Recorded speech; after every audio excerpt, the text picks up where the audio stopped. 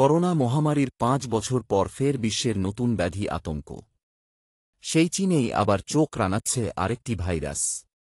এটির লক্ষণ শনাক্ত হয়েছে জাপানেও। এখনও নিশ্চিত হওয়া না গেলেও প্রাথমিক ধারণা, রাইনোভাইরাস ও হিউম্যান মেটানিউমো ভাইরাসের সংক্রমণেই রহস্যময় এই রোগের প্রাদুর্ভাব। ভাইরাসটির মূল লক্ষণ শ্বাসতন্ত্রের জটিলতা। প্রশ্ন উঠতেই পারে, বাংলাদেশের জন্য কতটা ভয়ঙ্কর এইচএমপি ভাইরাস? কতটা ভয়াবহ হতে পারে এর সংক্রমণ? তবে আশ্বস্ত হওয়ার মতো কথা বললেন বিশ্লেষকরা।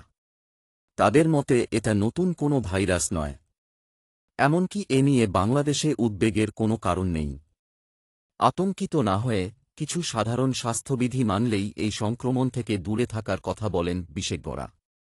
অধিকাংশ ভাইরাসেরই সরাসরি কোনো ওষুধ নেই, তবে লক্ষণভিত্তিক চিকিৎসা রয়েছে।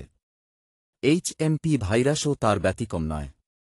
উল্লেখ্য, ২০২৩ সালে বিশ্বের বিভিন্ন দেশে চীনে শনাক্ত হয়েছিল হাম্প ভাইরাস।